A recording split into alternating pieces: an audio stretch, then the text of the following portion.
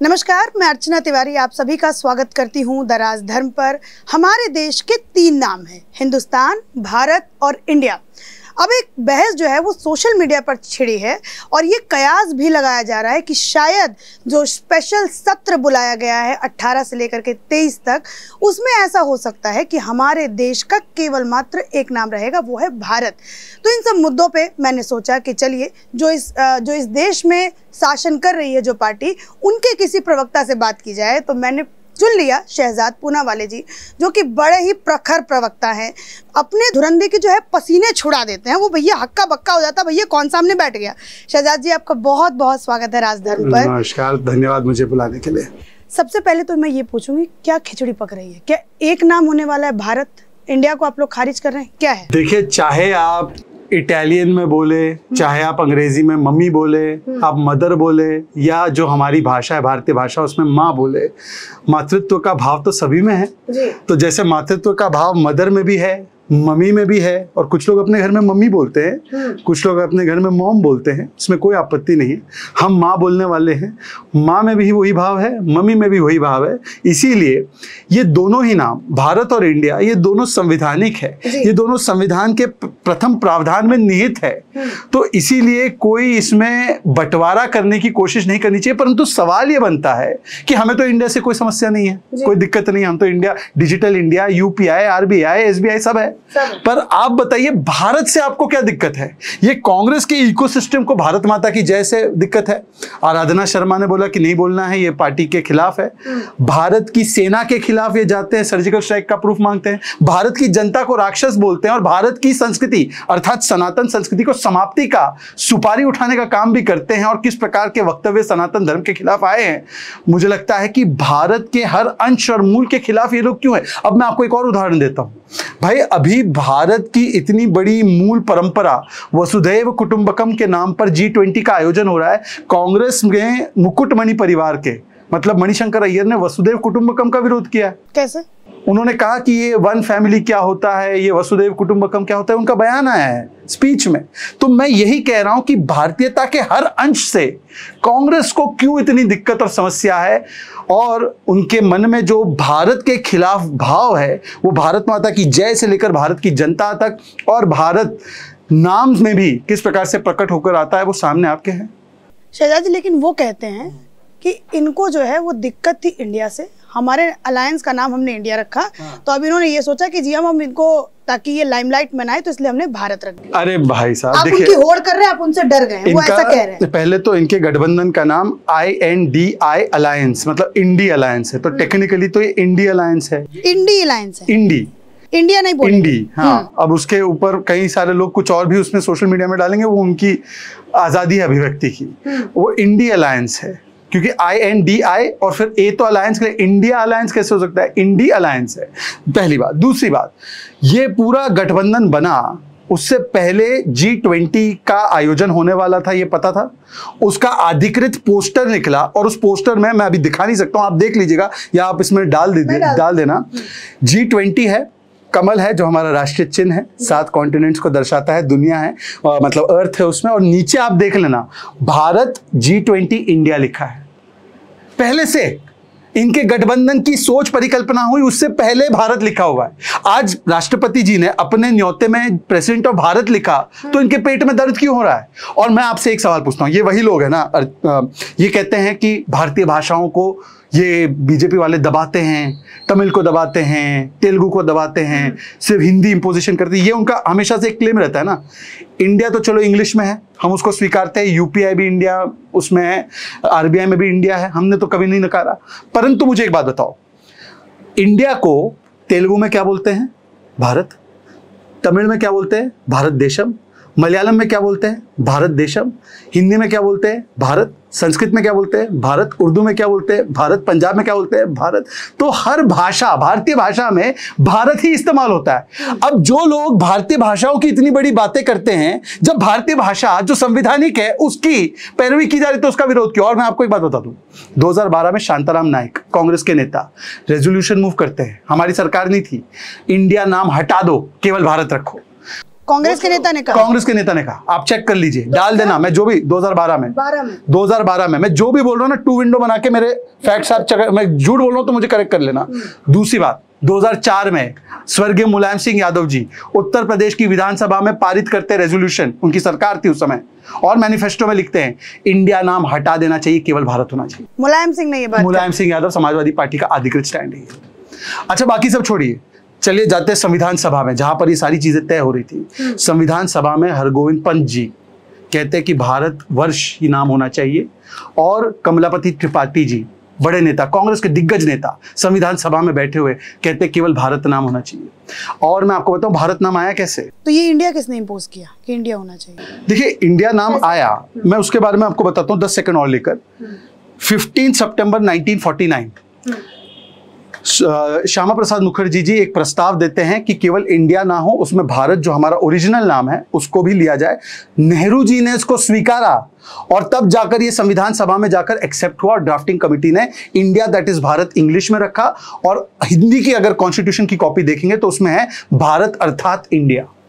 इस प्रकार से ये स्वीकारा गया नाम। अच्छा, जहां तक इंडिया की बात है, इंडिया पता है शब्द कहां से आता है? सिंधु घाटी, कुछ लोग सिंधु नहीं बोल पाते थे, जो पर्शियंस वगैरह थे वो हिंद बोलते थे, सिंध को हिंद बोलते थे।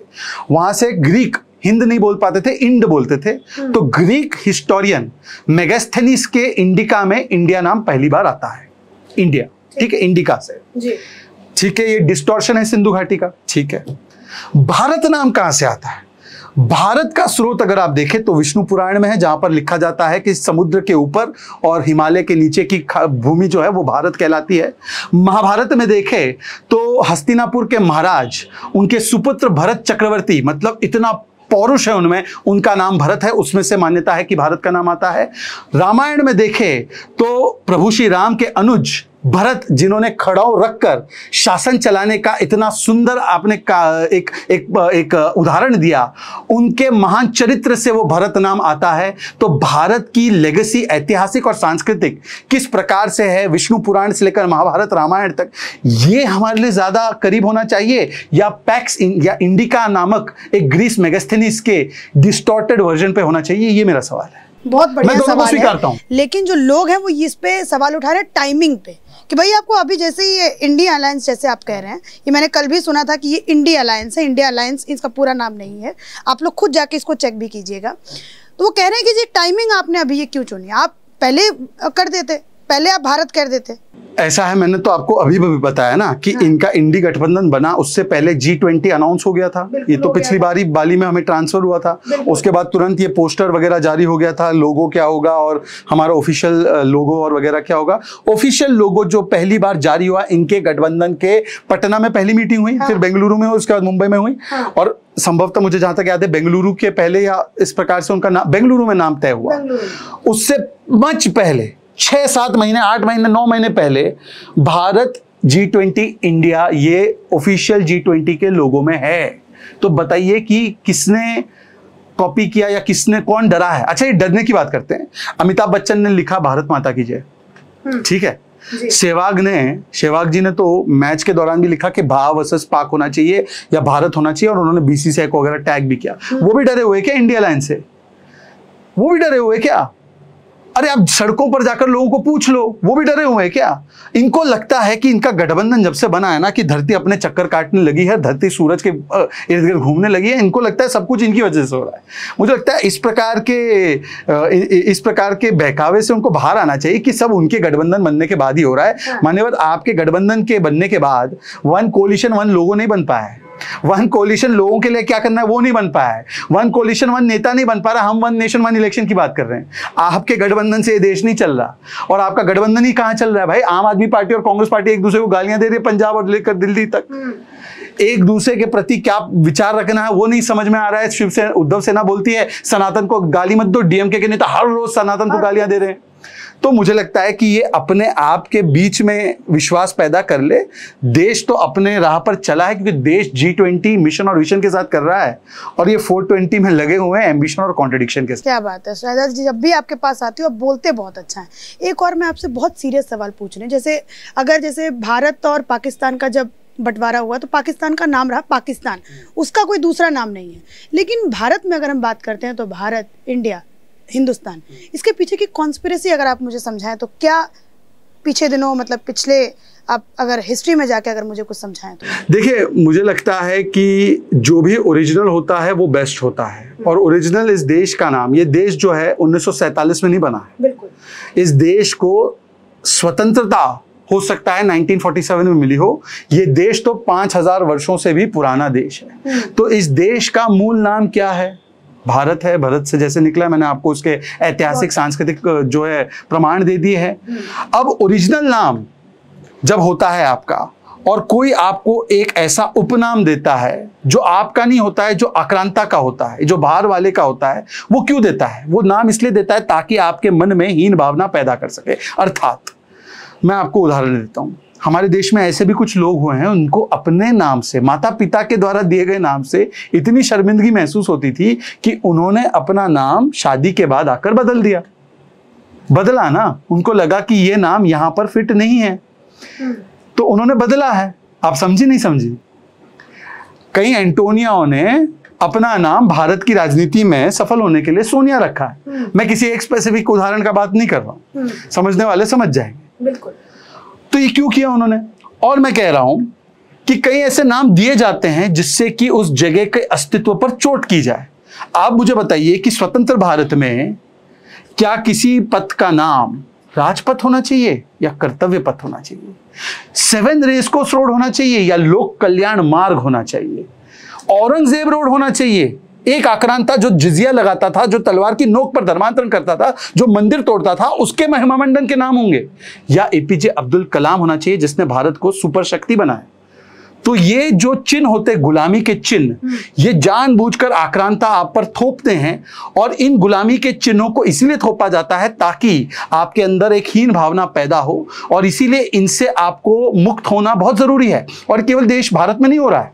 आप देखिए, यूनाइटेड स्टेट्स में जब सो कॉल्ड कॉलोनियल लीडर्स जो थे, जिन्होंने उनके ऊपर इंपीरियलिज्म किया, कॉलोनियल रूल चलाया, जिन्होंने वहां के नेटिव पॉपुलेशन को मारने का काम किया, उनकी स्टैच्यू को आज ये लोग तोड़ते हैं, तो यही के लिबरल तालियां बजाते हैं। और अगर हम औरंगजेब रोड का नाम हटाकर एपीजे अब्दुल कलाम रख दे तो सांप्रदायिक कहते हैं। बताइए, एपीजे अब्दुल कलाम भी तो मुसलमान ही है, या उनको मुसलमान मानना छोड़ दिया है इन्होंने? हमने टापू का नाम, आपको पता है जो अंडमान निकोबार के छोटे छोटे टापू है, उसमें से एक का नाम, ये रॉस आइलैंड, ये आइलैंड, वो आइलैंड, पता नहीं, ये सब विदेशी नाम होते थे। हमने उसका नाम वीर अब्दुल हामिद के नाम पर रखा, नेताजी के नाम पर रखा। तो ये ज्यादा हमारे लिए बेहतर है या रॉस आइलैंड बुलाना बेहतर है? परंतु जब हम अपनी भारतीय संस्कृति के साथ जुड़ते हैं या ऐसे नाम रखते हैं जो हमारी संस्कृति से उत्पन्न होते हैं, तो ये कहते हैं कि ये देखिए, ये तो नेम चेंजिंग कर रहे हैं। अरे भाई, आप हीन भावना में क्यों रहना चाहते? और अगर हीन भावना में नहीं रहना चाहते तो आप एंटोनिया से सोनियो क्यों है?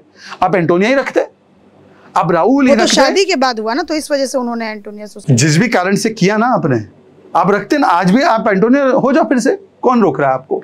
यदि ये सिर्फ नेम चेंजिंग है, ये पॉलिटिक्स है, तो आप अपना एंटोनिया रखो। मैं किसी स्पेसिफिक व्यक्ति के बारे में नहीं बोल रहा हूँ। शहजादी, जितने भी, जब मैं ये आपसे इंटरव्यू करने आ रही थी तो बहुत सारे लोगों ने मुझसे ये सवाल पूछा कि उनसे जाके आप ये पूछिएगा, और आप लोगों के जो साथी हैं, विरोधी हम कह सकते हैं, विपक्ष के जो लोग हैं, क्योंकि अब राजनेता जो होते हैं वो कोई भी ऐसा विरोधी ऐसा नहीं होता, सब एक दूसरे के साथी ही होते हैं। तो वो लोग कह रहे हैं कि आप नोटबंदी भी लाने वाले हैं, क्योंकि रिजर्व बैंक ऑफ इंडिया लिखा हुआ है, तो आप इंडिया को क्या चेंज करने के लिए पूरे आप वो लेके आने वाले हैं कि नोटबंदी लाने वाले हैं? तो इस पे आप क्या कहेंगे? क्या नाम चेंजेस होगा, क्या हो गया कुछ? मैं अनफॉर्चुनेटली आजकल कैश कैरी नहीं करता, क्योंकि मैं डिजिटल इंडिया का बहुत बड़ा समर्थक हूँ। पर मैं आपको एक चीज दिखाना चाहता हूँ, क्योंकि मेरे पास नोट नहीं है, तो मैं आप लोगों में से किसी के पास है नोट? नहीं, कोई नहीं, इमेजेस में दिखा देता हूँ। दिखाइए। नहीं, आपको ये लीजिए नोट। नोट दे रहा भाई। हाँ, लीजिए। क्या बोला आपने? नोटबंदी करनी पड़ेगी। क्यों करनी पड़ेगी? पीछे से वो कहा कि रिजर्व बैंक ऑफ इंडिया लिखा हुआ है, ऊपर क्या है? भारतीय रिजर्व बैंक। ये देखिए, जो लोग बेवकूफी के सबसे ऊंचे पायदान पर खड़े हैं और चीखने में उनकी माहिरता है, उनको पता नहीं पहले से ही भारतीय रिजर्व बैंक के नाम है। Reserve bank of India and भारतीय रिजर्व बैंक दोनों नाम है। स्टेट बैंक ऑफ इंडिया और उसका भी हिंदी नाम पहले से दिया हुआ है जी।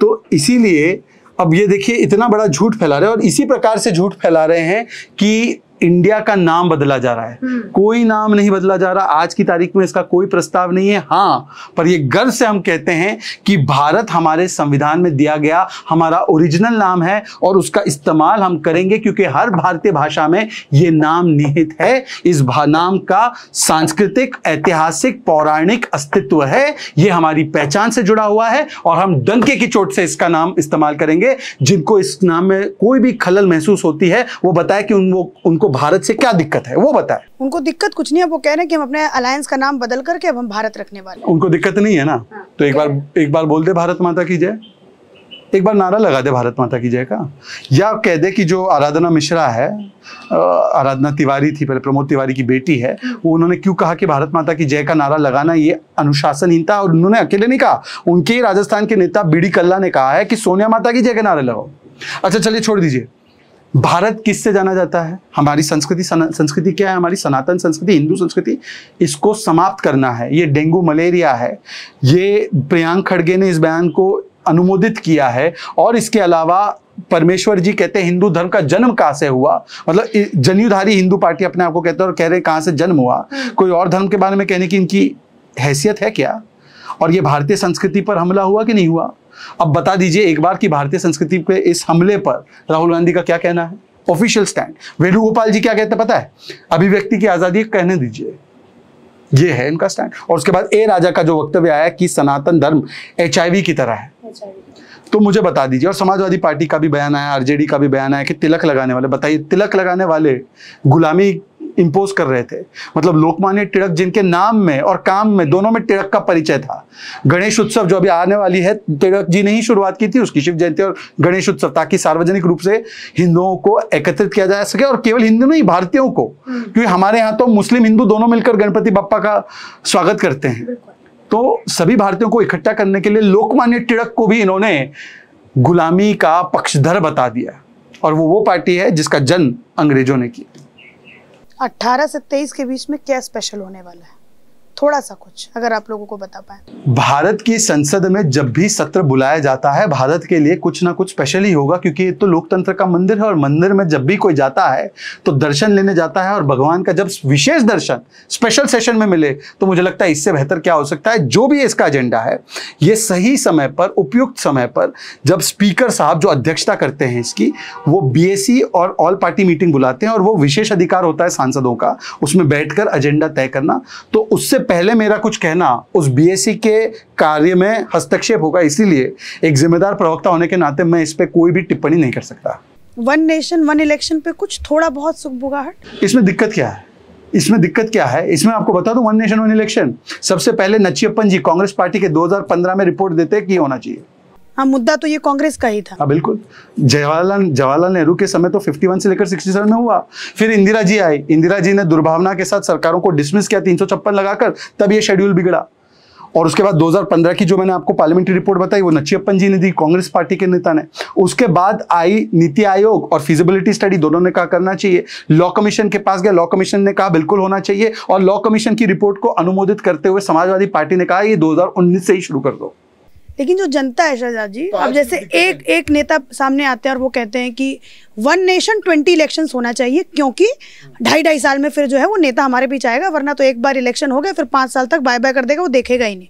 आप लोग कहते हैं कि इससे बहुत ज्यादा खर्चा बचेगा, तो जनता किस पर विश्वास करे? नहीं, क्या मूर्खता है। मतलब अगर विधानसभा का भी चुनाव होता है वो 2.5 साल के लिए थोड़ी, तो 5 साल के लिए अवधि के लिए होता है। वो कहते हैं 1 नेशन 20 इलेक्शन होना चाहिए। नहीं, देखिए ये तो ऐसा है कि ये 1 नेशन ही नहीं मानते। पहले तो ये तो कहते हैं कि ये अलग अलग राज्यों का समूह है, ये यूनियन ऑफ स्टेट्स है, वो 1 नेशन ही कहाँ मानते हैं इसको।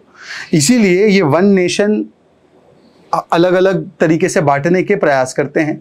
1 नेशन 1 इलेक्शन से पहले तो हर चुनाव की अवधि 5 साल की होती है, वो नहीं बदल रहा। मतलब 5 साल के बाद चुनाव होना ही है, वो तय है संवैधानिक तरीके से। परंतु एक साथ चुनाव होने से इसका फायदा ये होता है कि जो शासन और प्रशासन और जो सुरक्षा के सारे इंतजामात होते हैं उस पर दबाव कम होता है। मॉडल कोड ऑफ कॉन्डक्ट एक अवधि में लगेगा, तो उसकी वजह से बाकी के समय कार्यों की जो करने की जो जिम्मेदारी है वो सरकारों पे होगी, तो वो नहीं होगा कि टलता रहेगा क्योंकि मॉडल कोड ऑफ कॉन्डक्ट लग गया। इसके अलावा ये तो हमेशा कहते हैं ना कि हम तो बीजेपी वाले प्रचार मोड में रहते हैं हमेशा। फिर ये कहना बंद कर दे, 1 नेशन 20 इलेक्शन चाहिए इनको, तो ये कहना बिल्कुल बंद कर दे कि बीजेपी हमेशा प्रचार मोड में रहती है। अगर प्रचार मोड बंद करवाना है तो फिर एक साथ चुनाव हो जाए सारे, और उसके बाद फिर जो है काम के मोड में रहे 4.5 साल, और फिर 5-6 महीने में चुनाव हो जाए, और ऐसा चलता रहे क्रम। दिक्कत क्या है 1 नेशन 1 इलेक्शन में? 1 नेशन 1 इलेक्शन में समस्या दरअसल ये है कि जब भी देश का कोई फायदा होता है, कांग्रेस पार्टी उसके खिलाफ हो जाती है। मैं आपको उदाहरण देता हूं, कोई भी प्रगतिशील कदम हो, ये 1 नेशन 1 संविधान के खिलाफ हो गए 370 के हटने के बाद, ये 1 नेशन 1 फ्लैग के खिलाफ हो गए, लाल चौक से लाल किले तक तिरंगा लहराने लगा तब, ये 1 नेशन 1 टैक्स के खिलाफ हो गए, जीएसटी जो इन्होंने ही प्रस्तावित किया था, ये 1 नेशन 1 लॉ यूसीसी के खिलाफ है। ये 1 कोलिशन 1 लोगों नहीं बनाने वाले, 1 नेशन 1 संकल्प के साथ जो देश चलता है ना, उसी के खिलाफ मूल तरीके से ये नेशन के खिलाफ है। चलिए, बहुत बहुत शुक्रिया शहजाद जी कि आपने अपना कीमती समय राजधर्म के लिए निकाला, और इतनी अच्छी अच्छी जो बात है वो हमारे राजधर्म के जितने भी श्रोतागण हैं उन सबके बीच में रखा। आपका बहुत बहुत धन्यवाद।